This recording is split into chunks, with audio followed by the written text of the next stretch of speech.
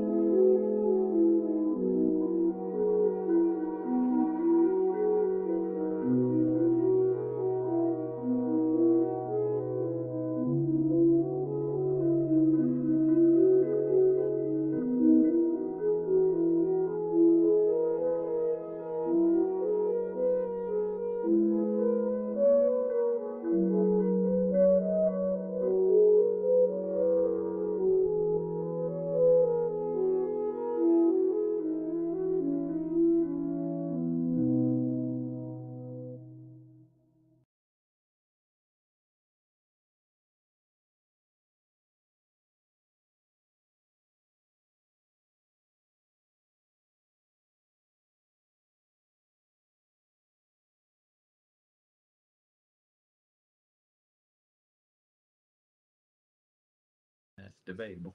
All right, good evening, everyone. Welcome back to the Big Ben Fishing Report. I know we're a little late this month. I had some stuff going on, and then Pat had some stuff going on. We kind of couldn't get together on timing, but we're here tonight. And Pat, you want to introduce your guest? Yes, this is Bert Diener of Waycross, Georgia, Bert's Jigs and Things. He's a good, great friend of mine, and of over 30 years, he worked with Bill Hall of Cajun Thunder Precision Tackle, and that's how I met him. He saltwater fishes, he guides for salt, but mostly fresh now, mostly in the Okefenokee Swamp. And I just got on his pro staff for his new rods, and he's going to talk about them later after we talk about fishing. So we'll get to the rods a little bit later. So, Pat, you been fishing this week? Yes, I fished Sunday, Tuesday, and Wednesday. Sunday, I fished in the rain all day. It never quit. Rained the whole time. We caught some nice trout. We caught, I don't know, we probably caught 20 more shorts and threw back uh, two or three keeper trout that were 15 something. I just figured we were catching so many fish early. But it was dead slick, calm, and the problem was sharks. We had sharks eat us up. I lost 4 float total rigs, was cut off 11 times, and retied 4 more, and we landed 4 sharks. Now this boy was from California in his 20s. He was more excited about the sharks than he was the trout, but he had a big time. But like I said, then I fished Monday. We did not, and I tied up 25 rigs. I had 25 back bays ready to go because I figured the sharks were going to kill us. Didn't lose the first hook. Used 2 rigs, actually 3. Changed 1 leader just because it was getting rough. Never had a cut off. Caught 10 trout. At 8:40 in the morning, we started at 7:30. We had 5 or 6. I think we had 5 of our 10 trout in right at an hour. So we had a good bite. It was blowing 15 knots from the east, what everybody hates, and I love it. And they bit, and when they slowed down, then we took about an hour to get the last fish. We ran up the coast a little bit. Watercolor looks good. We caught fish in 2.8 all the way out to 5 foot of water. I never got over 5 feet. Of course, it was super choppy. Tuesday, Wednesday, it would come and go. You would blow, and then it would back off. And we ended up with 7 trout, 7 keepers, and we threw back 30 something shorts. The shorts were Wednesday's day. It was a short day. Very seldom ever saw. I don't think we saw a shadow until we were about ready to come in. It was overcast, and like I said, it would be blowing, and then it would lay down, and it would blow and lay down, but like I said, we caught some pretty trout. Pinfish? Yeah, everything on pinfish. I threw plastic yesterday. What's today? Thursday. Yeah, Wednesday. I threw plastic for about 30 minutes and caught some shorts and lost 1 fish I tried to land in the boat because I wasn't getting any help from my crew, and I flopped off a keeper. But Stinky Pink and Candy Corn. I caught fish on both of those. Well, I can't lie, I haven't fished in a month. I knew it was 3 weeks. I wasn't sure if it was a Yeah, month. it's been a month. It got hot. I decided I want to take some time off, and we've done some traveling. With my tracking dog stuff. Went to Pennsylvania and then just got back yesterday from Iowa. But I'm back in fishing mode now. So, in fact, I just saw on my Facebook memories this time last year, actually today last year, we caught 58 redfish that day. So it's time for me to get back after them. Right. I don't think you're going to find 58 redfish though. But we caught one short. Sounds like a challenge. Yeah. No, I just don't think that's this water's not the same as it was last year this time. The water, when I tried to go in shallow, I was not catching trout. Well, I'll give you a little hint. I was not here when I caught those. Oh, you were not at Keaton? No, Oh, okay. I was south. Okay.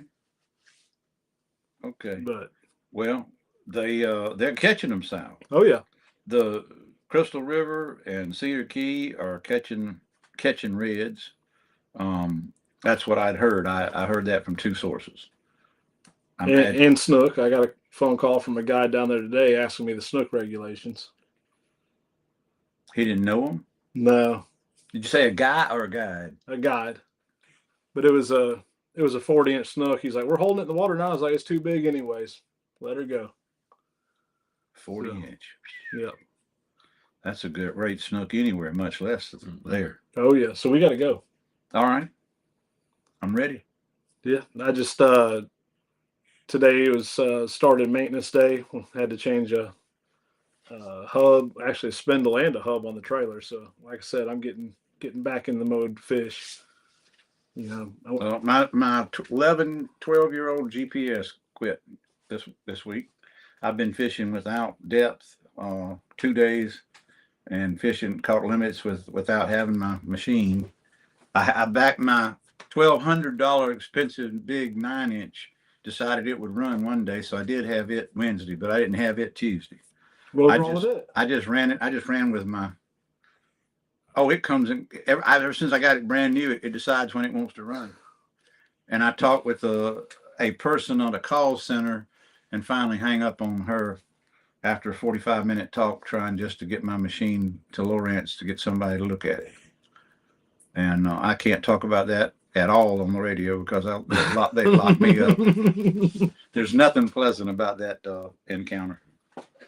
No, so Leave it there. I got a report also today that the big trout have started biting pretty good on topwater. Actually, all the trout. Well, I think the water temperature felt like it was closer to 80 than 90, and I know it's down, but it Yeah, felt I was really told cool. 78 degrees. Okay, well, I was told 79 out of Osceola, but no, I didn't have a report here on the water temp. And my machine isn't working, so I can't tell you. Yeah, like I said, I wanted to get out this morning. I was going to take my other boat, and it was just raining too much. So I know I won't get out tomorrow. Maybe this weekend I'll get out, but I'm ready to get back after Well, it. Bert and I are going to fish tomorrow and catch some bait. I got a trip Saturday, and it's supposed to be nice Saturday morning and probably thunderstorms in the afternoon. So I've got a trip Saturday, and Bert and I are going to fish tomorrow. But we had, like I said, I didn't see a single boat for 2 days. I saw one boat yesterday. I can't get locked on in what day it is. I'm burning it at both ends. I don't know which way I'm going.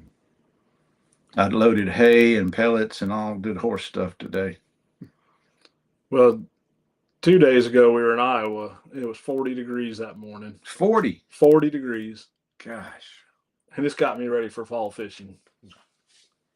We just need to bypass the rest of September and about halfway through October, and I'll be fired up. There you go. But so Bert, what you want to share with us today? Well, got some custom rods that I've been using for 5-6 years, some rain shadows, and I got with Pat. And go ahead, you can tell the story, Pat. Well, I bought some rods from, I'm not gonna say the big company with the blue paint and the gold star on them. And they were pins. And I must have 12 or 14 of them. And I told Bert I was fixing to have to buy some rods because the guides on those rods have cuts in them. And I use mono, I don't even use braid. And they literally have cuts where the line has cut into or worn into the rings or the guides, not only the tip top, but the other guides.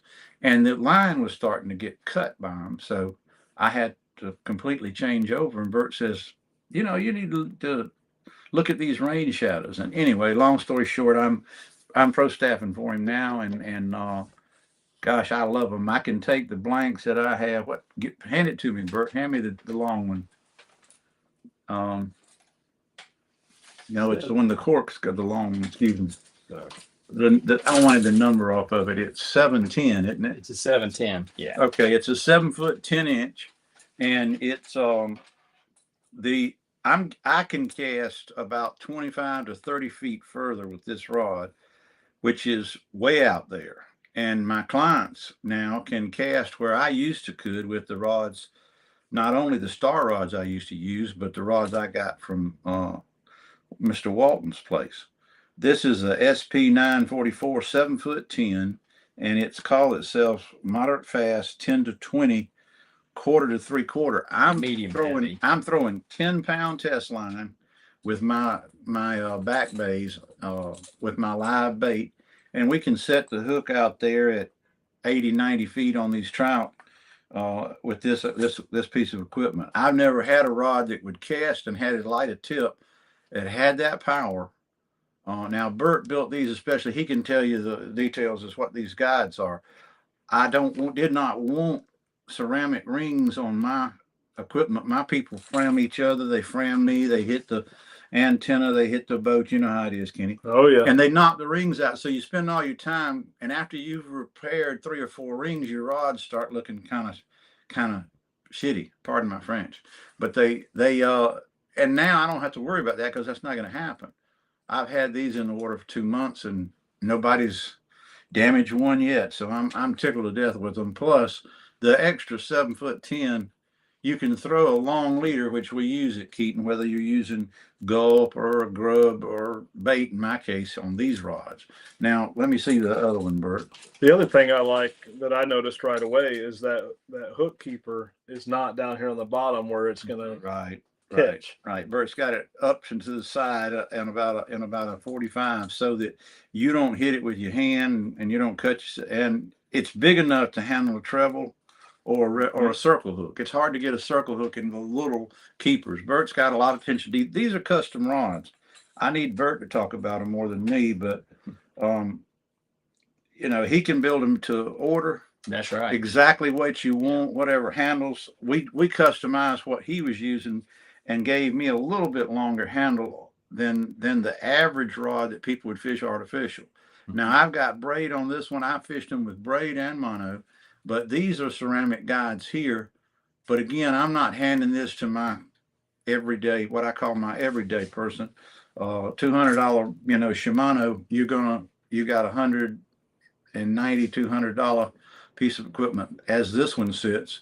Bert can go into other details about it, but anyway, we have this is premium cork. I love them, and like I said, so far no one's thrown one away. Sure.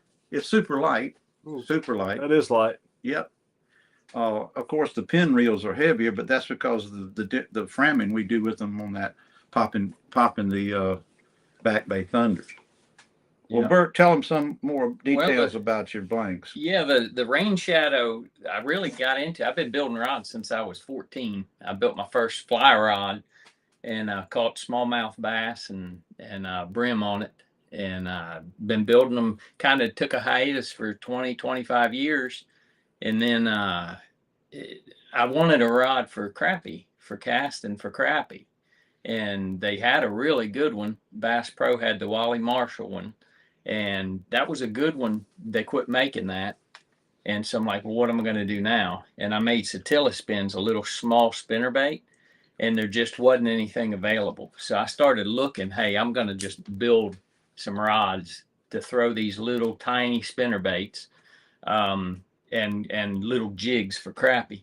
And so I started looking around at different companies, and Rain Shadow made a really good product, had a really good reputation. So I started with them, with that company. And where are they from, Bert? They're from out west, Out northwest? Washington, I believe. Northwest. Yeah, the Northwest.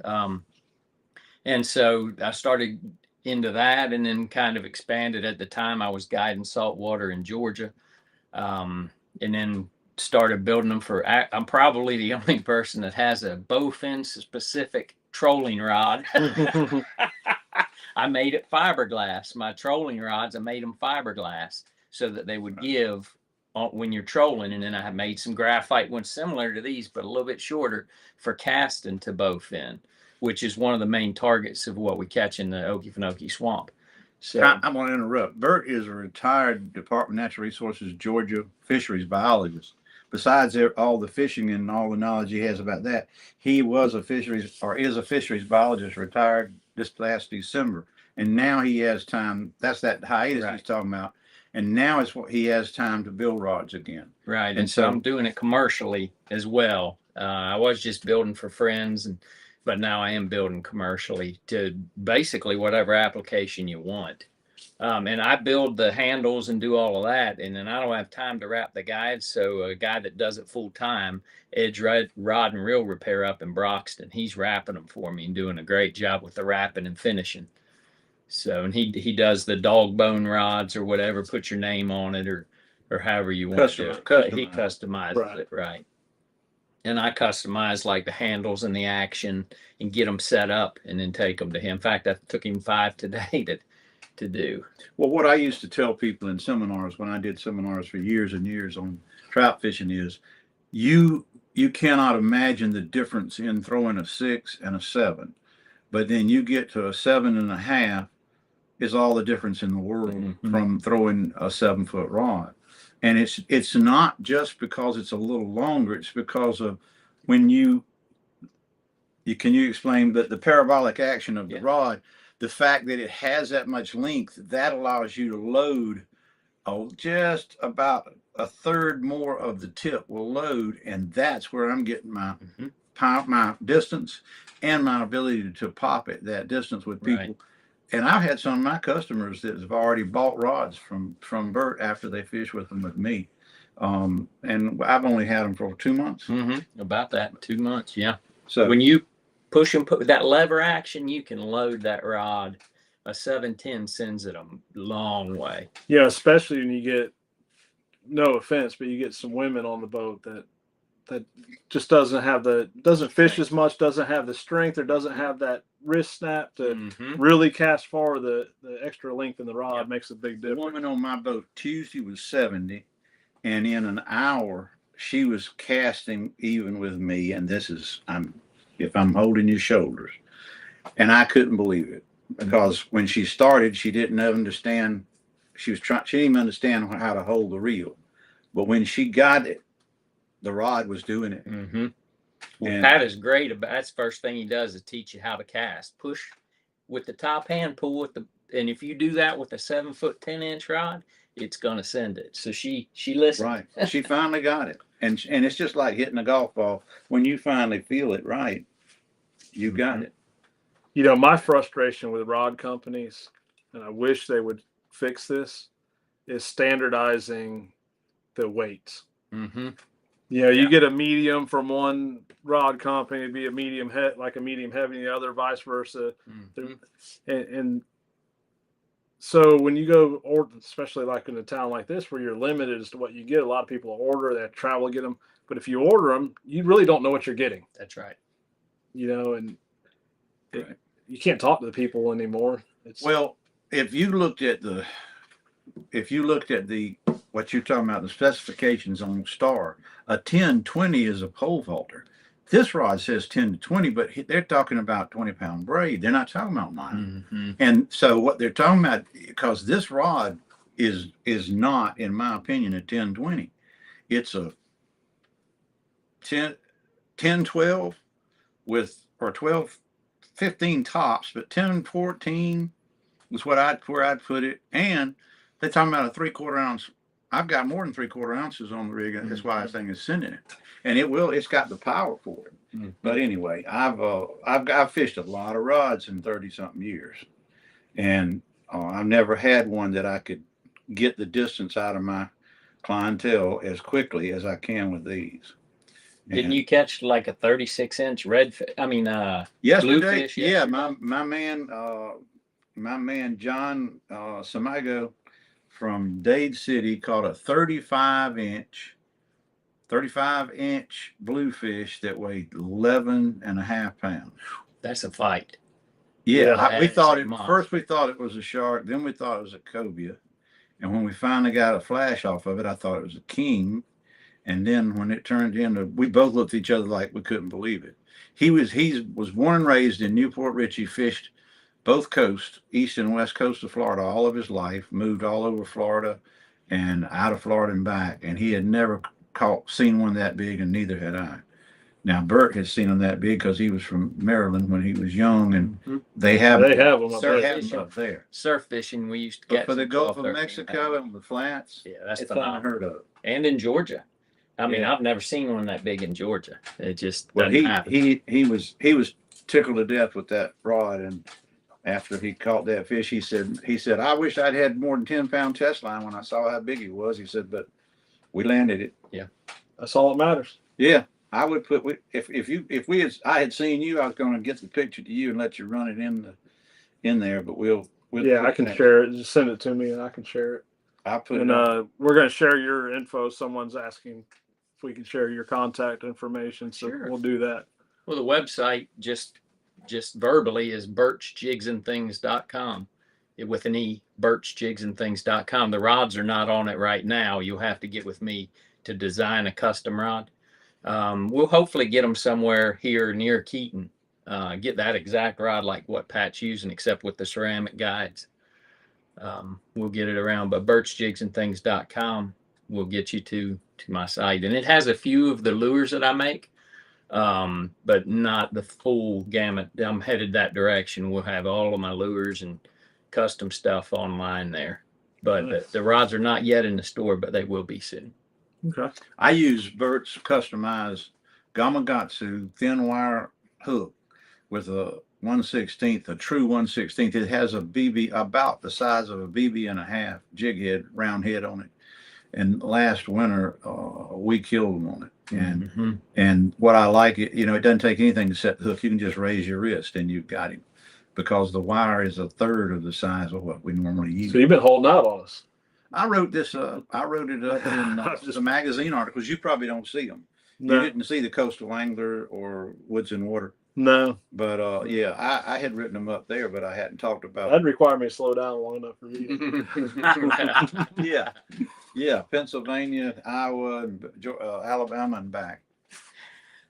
Yeah, it's been a busy summer with Pennsylvania twice, Iowa, and going back to Iowa in November. So it's Okay. a busy year. In November, you're gonna kick out of here in the best month we Ooh, got. that's tough. Just for a little bit. I am pretty booked in November, and so I won't have much time. But Okay. my favorite time is like December, January, February. Right. When you're not fishing, that's when I like to fish. Right. Not because you're not fishing, but Right. I know it. Well, there wasn't anybody out there from Labor Day till this week. And this week it was like there were like 2 and 3 and 4 cars in the parking lot every day. And I just love it. So Pat Tim Moody says, "What's been going on with the trout this week?" He must have missed the beginning, so we'll just recap that. Well, they've moved. I don't know if they've moved or just decided to eat in shallower water. I haven't been running close to the bank. I have been catching my fish in 4 to 6 feet of water, but I've been 1.5 miles to 3 miles offshore, way north on deep offshore, what we call deep water flats, or flats that are way offshore. And the reason we do that is with water temperature from that deeper water coming in gives those fish a little goose or whatever. I caught my fish the last 3 days in about half to 3/4 of a mile from the hill, from the bank, and in 2.8 to not 5 feet, 4 point something. I never gotten 5 feet. Now I fish in 15 knots. And so it's a lot different when it's blowing like that. Those shallow water fish turn on. But the surprise with me was how many were there. We caught nice quality fish and we lost. I had some folks, I had some 70, 75, and an 83-year-old for 3 days. And we lost some big fish that we did not get in the boat because they couldn't catch up to them. They were not catching up to them. Even though I was dragging a drift sock. But those fish, I don't know if they've taken a plug. There's still some grass, but a lot of it was blown out. Well, you know, that's where I've been fishing those depths almost all summer long. Right. You know, I never really got deep. I tried it, but right. But you stayed more on red. You stayed chasing the reds too. But even the trout, I never. I mean, I got on some deeper, but I still tried to stay on those trout shallow. I had 2 or 3 days where I caught them in that 6, 7 number, but most of the time, like you said, we were in 4+ something was the magic. It's always that way with me. I'd rather be in 4 something if I couldn't fish in any other depth. You'd rather be in 2 something, I imagine, but I'd rather be in 4 something. But there's just a difference in the way we fish. And my Parker's not a 1.5 foot vessel. It's just not that way. Did you hear that one of the shrimpers sunk a boat and the guys were missing? They found them. I'm going to do the spoiler is they found them. They swam to shore up there off of Warrior. The boat's still under. It's the Jackie Ann, the little blue boat. I did hear. I mean, Jason's. Yeah, someone tagged me on Facebook. Want to know if I could go look for them, but I think I was in Kentucky or Tennessee somewhere on the way back. I didn't know about it until right before they found them because the C-130 was doing a grid search and flying low out there over us Wednesday. And Harold Law here locally, Harold told me about the fact that they were, he told me about the fact that they were missing. But anyway, they found them and they're real lucky. Yeah. I don't know why. I don't know how deep of water or how far they were from the bank, but where the boat sunk might be a citation. You know what I mean? Mm-hmm.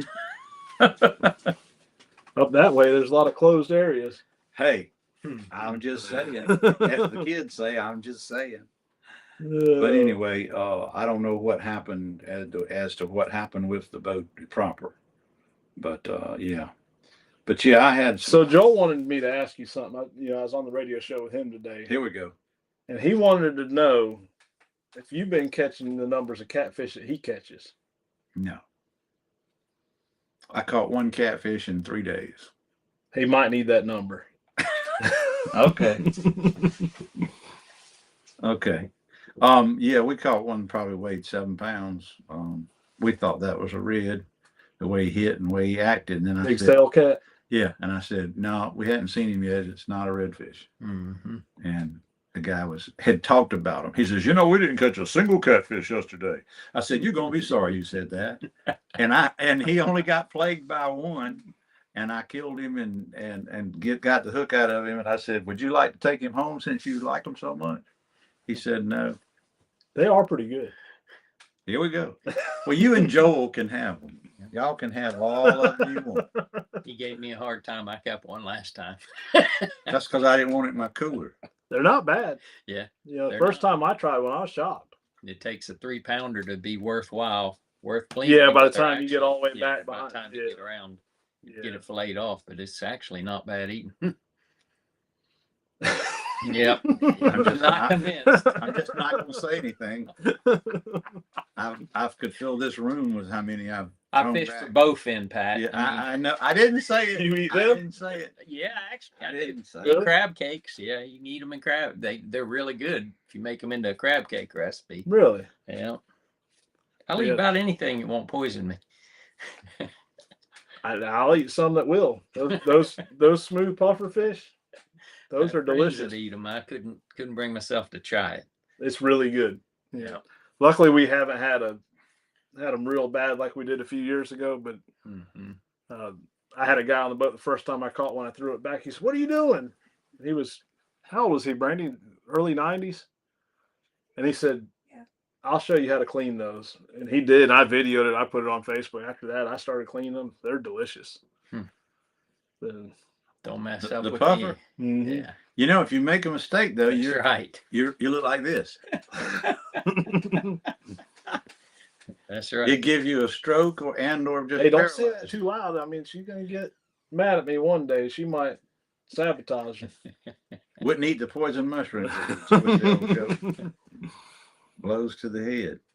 Well, you know, I did not, we were not plagued by any trash fish. I don't think we caught anything Tuesday that wasn't a trout. We caught one black sea bass. We did not catch a ladyfish, a catfish, a shark, or anything different. But it was blowing, and those trout were up in there, and those trout were saying, "We love this, and we're taking over, and y'all get out of the way." You know, I don't know how many fish we missed, but we caught a lot too. When we caught our limit, basically an hour and a half, and then, like I said, we needed one fish, and I drove further than I should have up north looking for a red, and it was too shallow. I fished a falling tide, by the way, too, for 3 days. Falling tide. Yeah, I fished a falling tide, and caught limits. And Well, that east wind probably helped you then. The Wednesday was a stretch tide. You know how long the tide was Wednesday? 9 hours. Ooh. We had a 9-hour tide. I call that a correction day or a stretch day, but we had a 9-hour stretch. So what's your prediction for the rest of the month? What do you think the fish are going to do? Well, if we can get a couple more east winds, you can probably throw some plugs and catch a few fish, because they were in the depth of water, and with that falling tide, I imagine they would have hit. I saw some bait fish, but not schools of bait. I saw one, get one here, get one there, maybe a dozen, and that's 3 times what I've been seeing per day.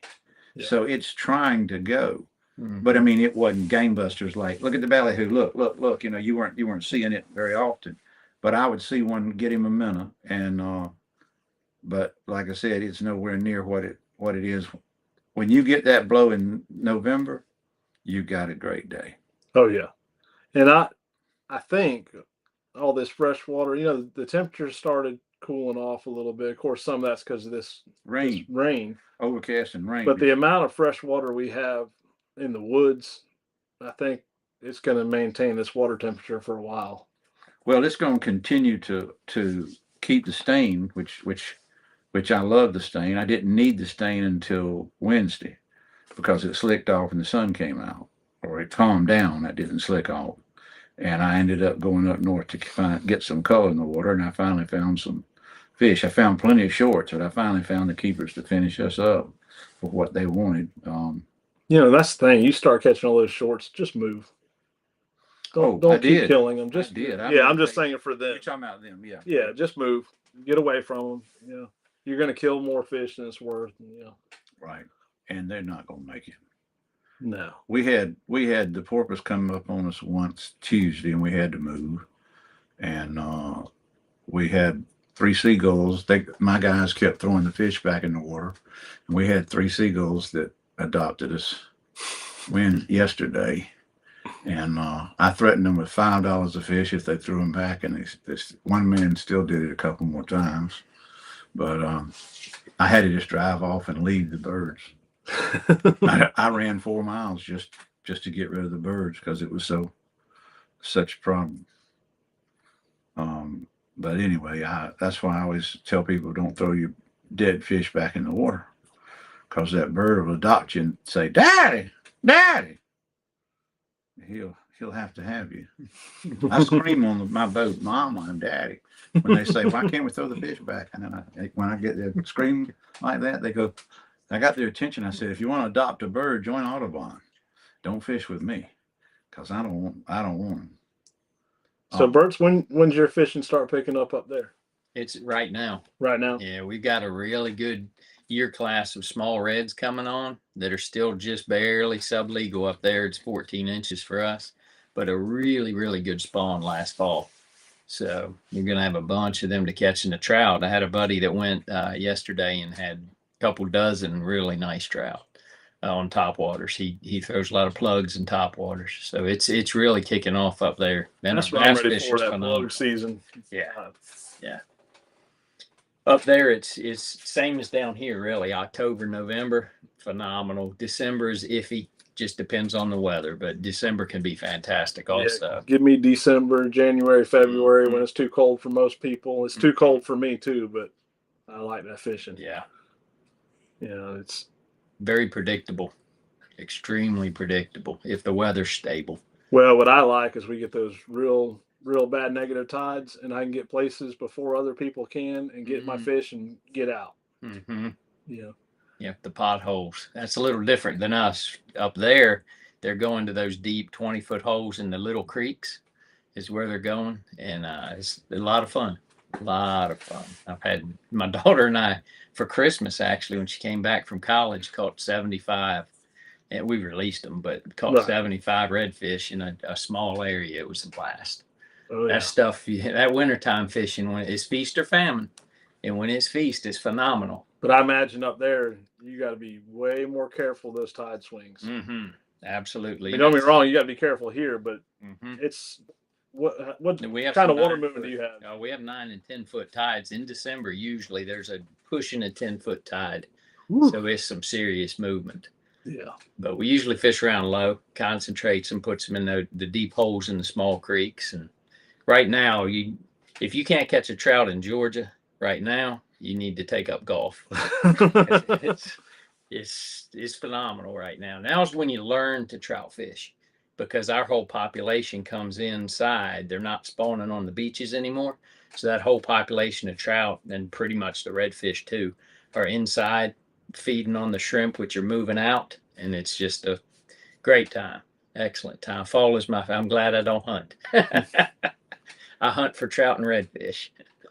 Yeah. Are they cast netting shrimp now? Yeah. They haven't heard remember. reports, but this is a time This is the it move. usually isn't it? starts. Yeah. Yeah, September, mid-September. So that's going to be firing off up there too, casting netting for shrimp. That's fun. What about the freshwater stuff? For the bass fishing, well, we've gone almost 2 years without the rivers getting just right, and the Altamaha right now is just right. And the bass fishing, when it gets low, pulls them in real predictable places. They're still pretty much in the main river, but they're starting to feed and move up into the oxbows. But I went Friday with a friend and we caught 32 bass, and Nice. it was phenomenal. Up to about 3 pounds. We didn't have any really big ones on, but the freshwater fish and the crappie are starting to fire up too. So it's a good time of year. I love Oh, yeah. it. Another couple months, they'll really be fired up. They will really be fired up. Yeah, gator hunting's winding down. That's something that I do this time of year, and it's winding down. So it's time to focus on fishing again. Yeah, so gator season's still in here, which I mean, you can hunt them up. I'm trying to remember, it's in November, but I didn't draw any tags this year. I don't know what I've done wrong, but I haven't had any tags in a couple of years. And I keep entering, but I don't know. They must know I'm friends with Pat, and they cut me off on all these permits. Oh. But honestly, you know, I used to guide for him, and I had a scare. What was it 2-3 years ago? I had a scare. I had someone come close to getting pretty hurt, and I said, you know, the risk reward ratio just isn't there. Yeah. And so I don't know if I'm going to continue doing that or not. Even if I did get tags, I mean, I still could have taken some trips. I had some people contact me, and I just, no, I think I'm gonna wrap it up. Yeah. You I know, can understand either way. It's exciting. I mean, It it is. is really exciting when you have a successful hunt. I'll still go for myself, to Yeah, enjoy it myself. And honestly, I don't care that much about the meat, you know, but I'm going to eat what I harvest. Don't get me wrong, but Yeah. still fun. Yeah. One gator lasts us a while. Yeah.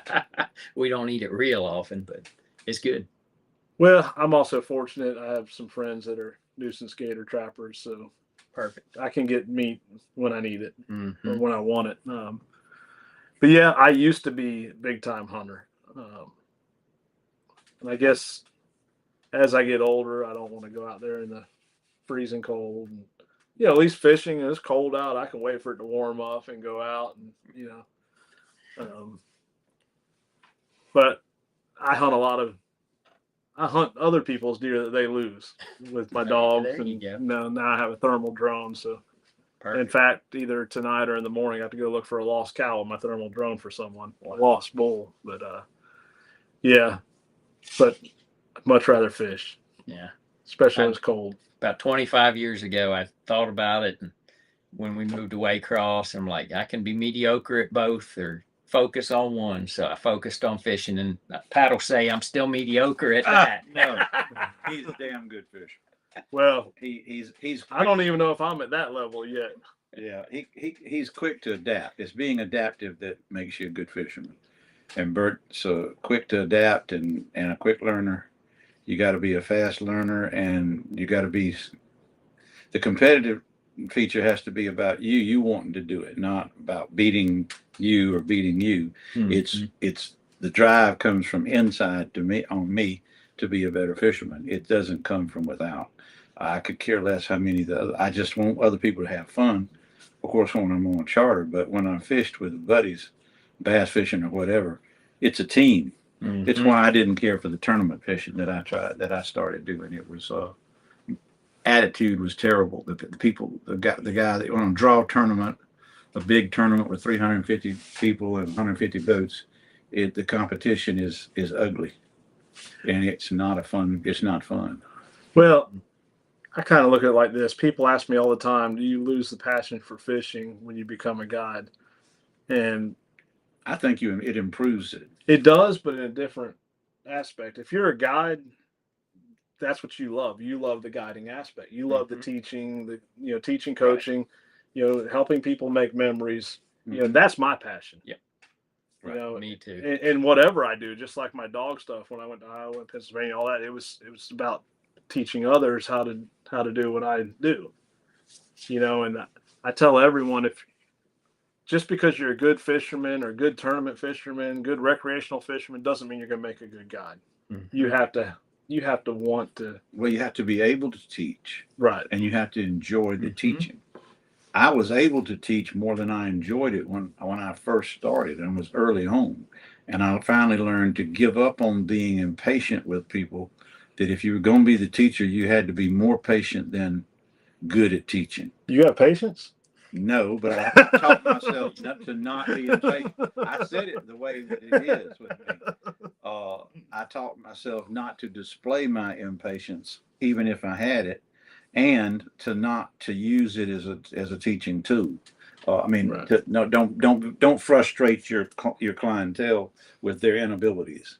It's just like when that woman I had on the boat Tuesday cast as far as I did. Number one, I like to fell out of the boat because I looked up and she'd cast it 120 feet, and I went, look at this. And the next time she did it, she said, "Did y'all see that one?" And I just loved it. I laughed so bad. I said, "Yeah, we saw that. You're getting it." She caught a fish on that cast by herself too, and that really treated. That's the treating. Yeah. I like seeing the bell go off. Yeah. My man John Wednesday, he was telling his buddy, and that's Kerry Crutchfield that has the franchise for Coastal Angler in Central Florida, and he was on the boat with us. He was a big time gator hunter. He did that. Now he trades and sells gator meat and furnishes restaurants gator meat. What happened? Oh, we lost our mic, but it probably switched over to the other one. It did. Well, anyway, when John said, "I've been fishing my whole life and no one ever showed me how to pull this handle and make a cast," and he said, "I surf fish when I was young," and he said, "but I never transferred that over to a smaller to a regular spinning rod," and I know I taught myself. No one taught me. I just figured it out. But then you can teach it. To me, it's kind of two different ways of thinking. There's when I'm fishing, I'm looking for things that I can teach people to do and they can be successful. and like the swamp fishing. There's ways of approaching that I can take someone that's never fished before and they can be successful with the trolling, not necessarily the casting, but even that.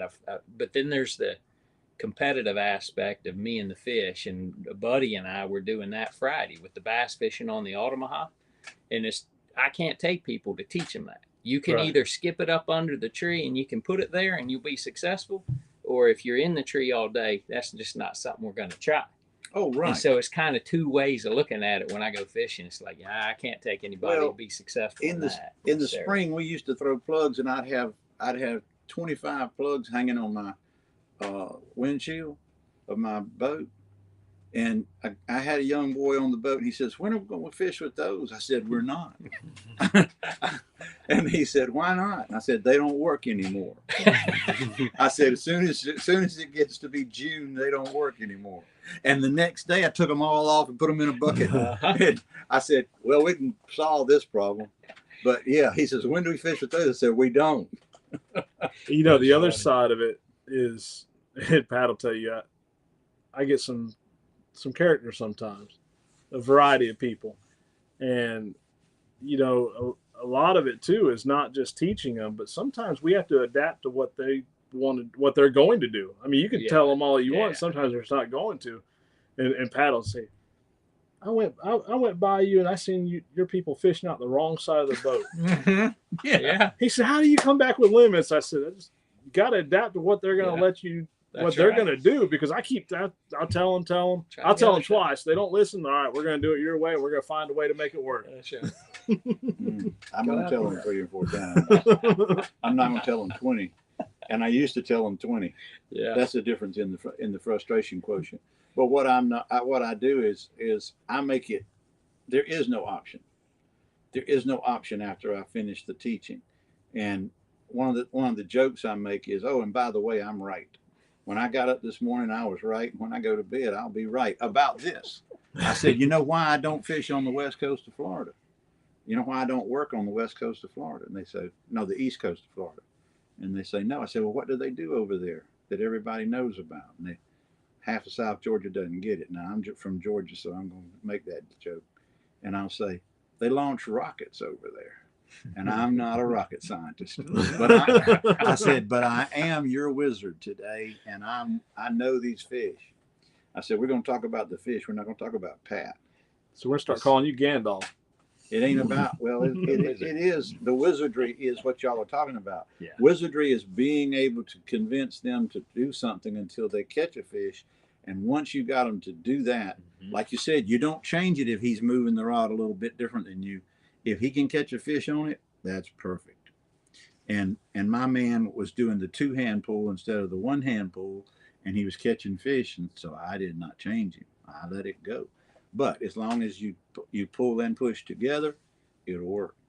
But now, some of the things I do is when they're whipping the rod and not popping the cork, they say, I said, "Well, Zorro, how's that working for you?" I said, "We're going to get you a mask." I said, let me get that mask I got. And that will make a man try to do it different. Yeah. Because the joking, the kidding him and everybody else laughing, but it's about he ain't got it yet, you know? Mm-hmm. And what I like is the ones that do the little twirly thing. Oh, what are you doing? Oh yeah, right. Well, this is what it scares me is when they throw it and hold the end of the rod. Yep. Oh yeah. Yep. And a woman will do that more than a man for some reason. I don't know why. And when she does, I walk up there and say, let me see that. I say, "This right here, this reel is $200. I said, "This rod is $200. That's $400. And I said, "Do you think your husband brought an extra $400? I said, "If you want to throw it in the water, you can, because it's yours when it hits the water." I said, "But as long as I furnish it, it's free, as long as you don't throw it in the water." And I said, "If we never see it again, it's yours. Or if we get it back, it's yours." Because once it goes in the water, that $200 reel is no good anymore. And I said, "It'll be yours, and you take it home with you."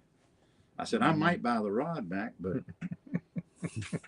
that's after he pays me. I'll see how I feel about it." And I had a woman that I did that with about 2 weeks ago, and she The fourth cast she made, she did it right back to her hand, so I didn't say another word to her. I said, okay, it's fine with me. Mm. But here's the thing. You got to be able to roll with it, like you said. You roll with it and say, okay. And I'll let them not catch a fish for about an hour. And I'll say, watch him and tell me what he's doing that you're not doing. And then I'll go back catching bait. Mm-hmm. And I have had them, they could learn from their friend or their buddy, but not from me telling them. No, what I like is when they don't want to listen, I just let them fish their way and they're not going to catch fish, and I'll go grab a rod and catch a fish real quick. How do you do that? Oh, yeah. I did what I told you to do before. That's right. Exactly. Well, I don't say anything when I pick a rod up. I just pick a rod up and pop it, and it goes under. I said, here, put your rod in the holder. What? Put your rod in the holder. I said, here. And I said, there's a fish on this one. And I said, how you got there? I don't know. That's what I said.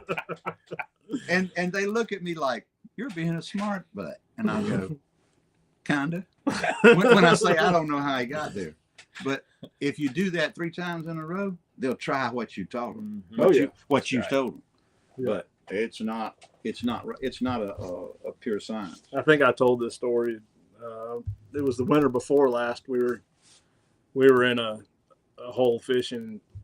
I had 4 people on the boat. We were all throwing the Miradines, the XLs, and one of them was a different color than the other 3. Well, those 3 were catching fish. This guy wasn't. He thought it was the color.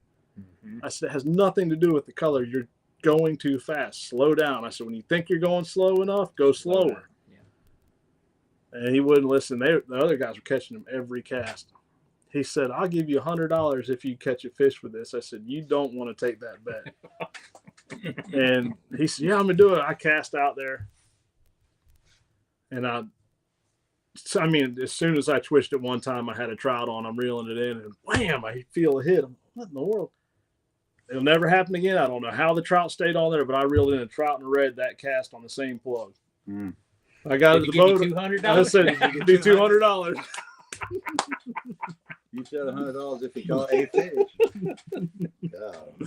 God. Well, I mean, that'll never happen again. Yeah. But, I knew I was going to catch trout. Right. No doubt. I can remember 30 trips where I carried the plug. They were fishing. I knew it was time to be plug fishing. I hated the fact they were fishing with shrimp.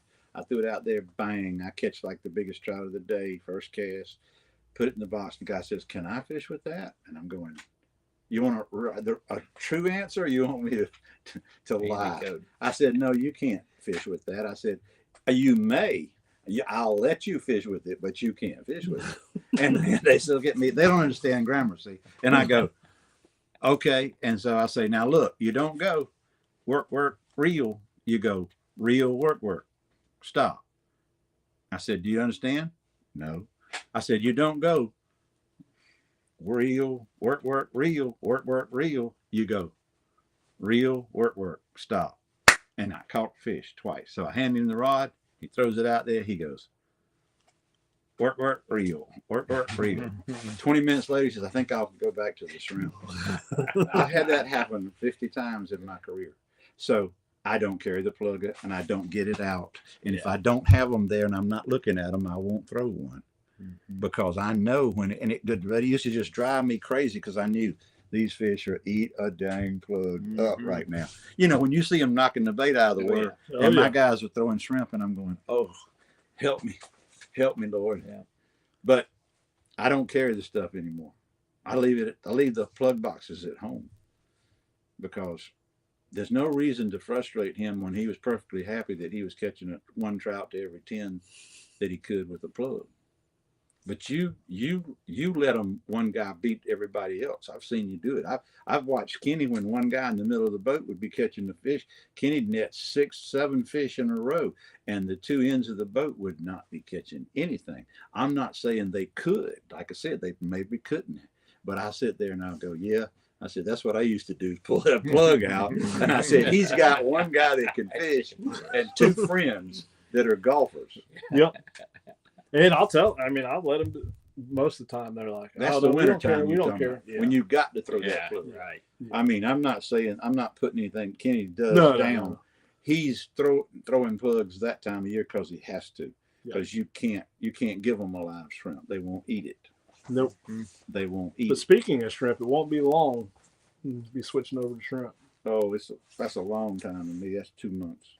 Won't be too We're long though. months.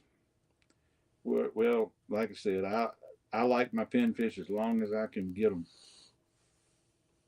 I don't think I've hardly used them this year.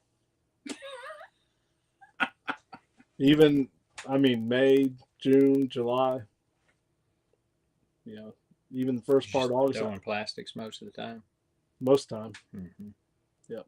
Actually, I threw a lot of gulp this year, and I'm not a gulp fan, but you know, when they work, they work. Mm-hmm. And in fact, my live well pump went out, and I still have not changed my live well pump. I've got one, two. I bought another one on the last trip to Mexico Beach, and I got home and found 2 more. So I've got 4 spares, and I've got 3 on the boat.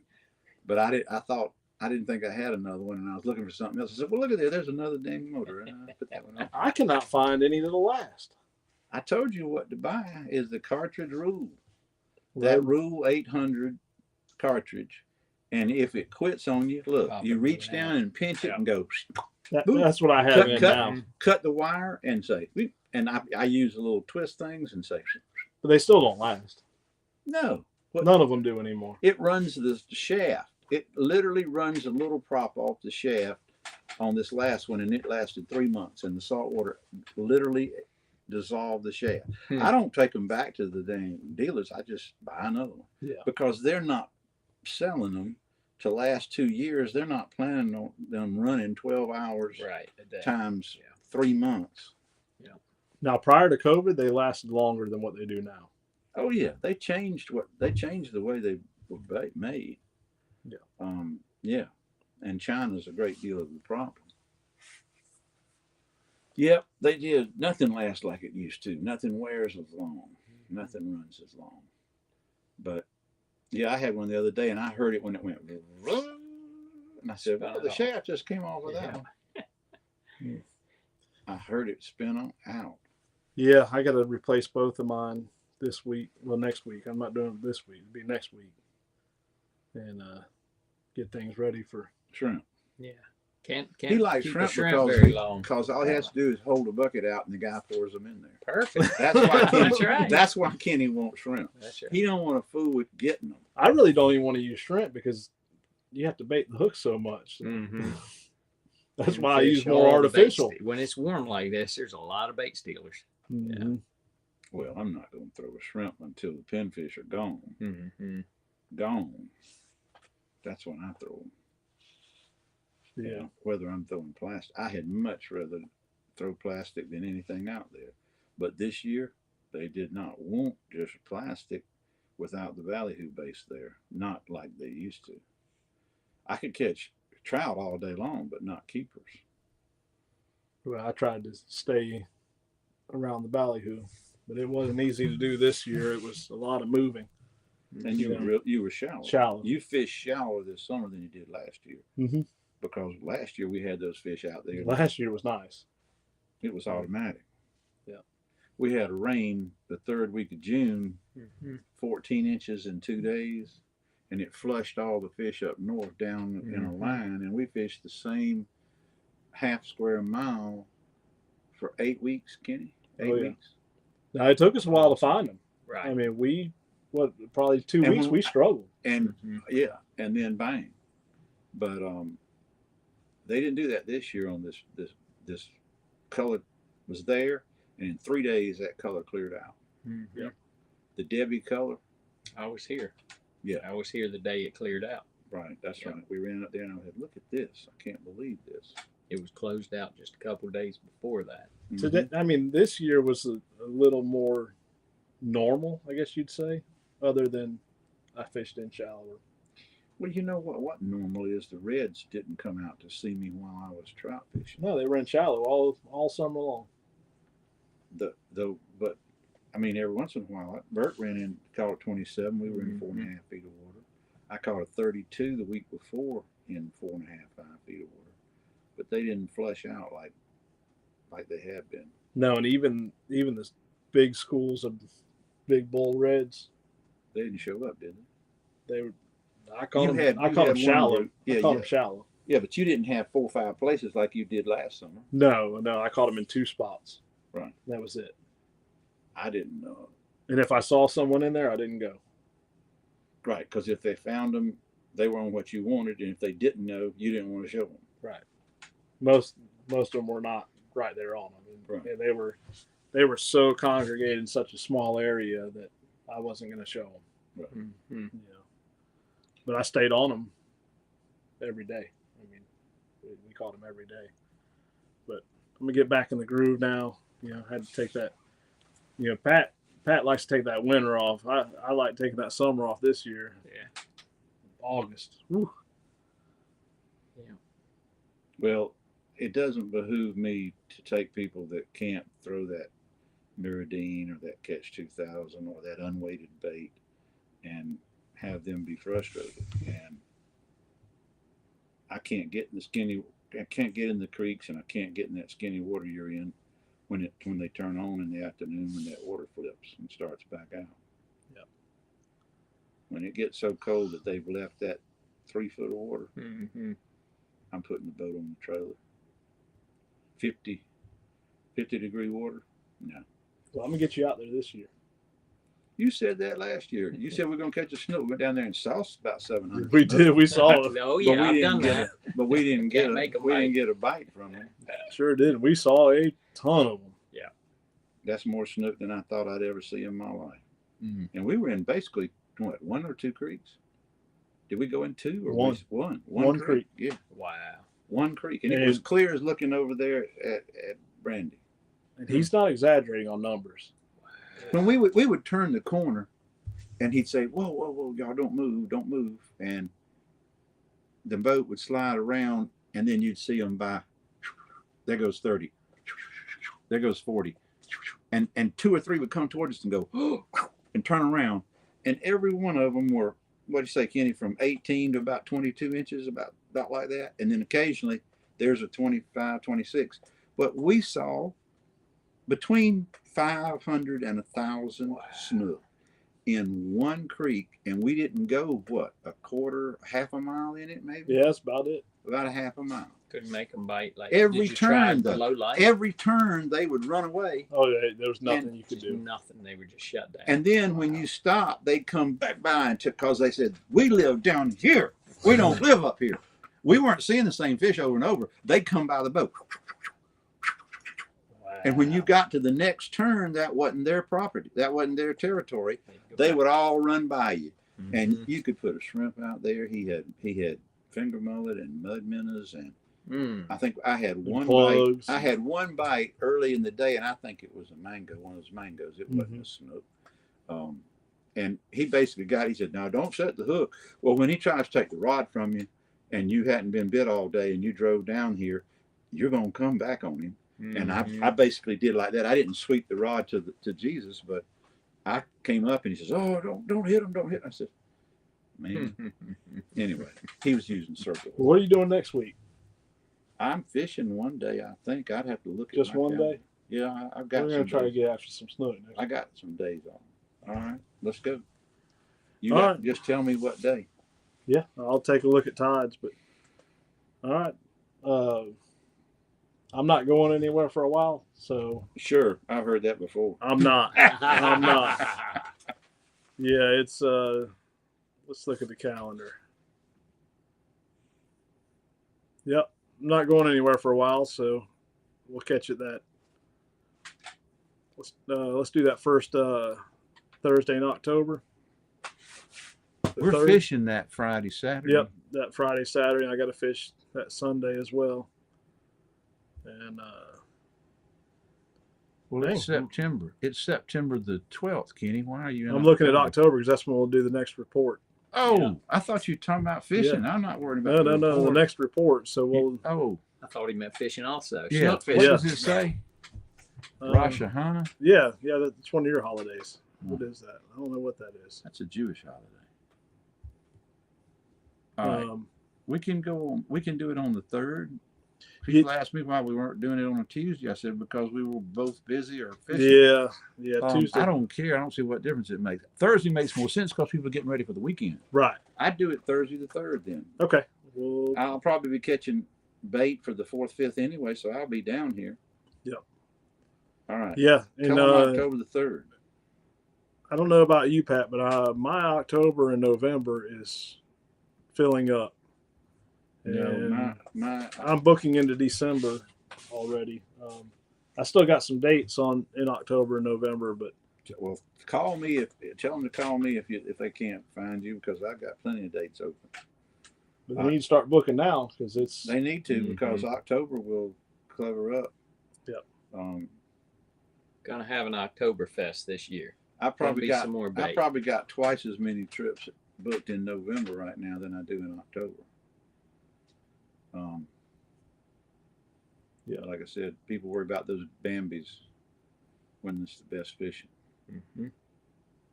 You can't get them out of the woods. Well, you got to catch them when it's still hot, still too hot. They don't want to be in the stand, and then the rut's going to kick in. They're going to be hunting. As soon as the rut's over is when they're going to come back out. Right. That's perfect timing for fishing. Oh yeah, I love it. Perfect timing. All righty, well, we're going to hop off of here, and we will see y'all in a couple of weeks. Kenny, thanks for having me on the show. Appreciate it. Yeah, and I know you said the website. Can you want to repeat that again? Sure. My website is birchjigsandthings.com. It's Bert with a B. I mean B-E-R-T. B-E-R-T. Yeah. birchjigsandthings.com. Thank you. All righty, and we'll share your information on here as well. So Okay. we will see y'all in a couple of weeks.